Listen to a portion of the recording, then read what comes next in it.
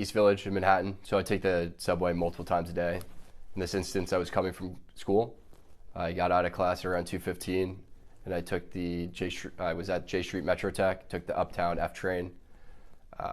At Second Avenue, a man came on, stumbled on.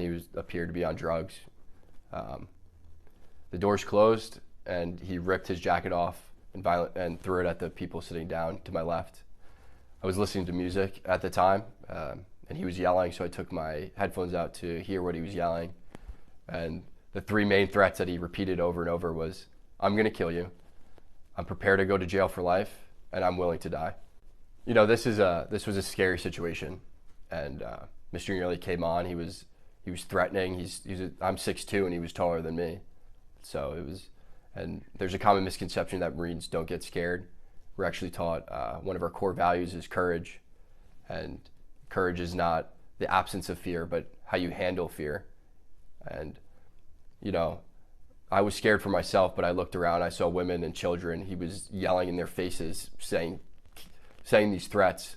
I couldn't just sit still. Some people say that I was holding on to Mr. Nearly for 15 minutes. This is not true. I mean, between stops is only a couple minutes. So the whole interaction lasted less than 5 minutes. Some people say I was trying to choke him to death, which is also not true. I was trying to restrain him. You can see in the video, there's a clear rise and fall of his chest, indicating that he's breathing. I'm trying to restrain him from him being able to carry out the threats. And then some people say that this was about race, which is absolutely ridiculous. I didn't see a black man threatening passengers. I saw a man threatening passengers, a lot of whom were people of color. The man who helped restrain Mr. Nearly was a person of color. And then a few days after the incident, I read in the papers that a woman of color came out and called me a hero. I don't believe that I'm a hero, but she was one of those people that I was trying to protect. We were all scared. Mr. Nearly was yelling in these passengers' faces, and they looked terrified. The reason why there was no video at the start of the altercation was because people were too afraid getting away from him, and the videos didn't start until they saw that situation was under control.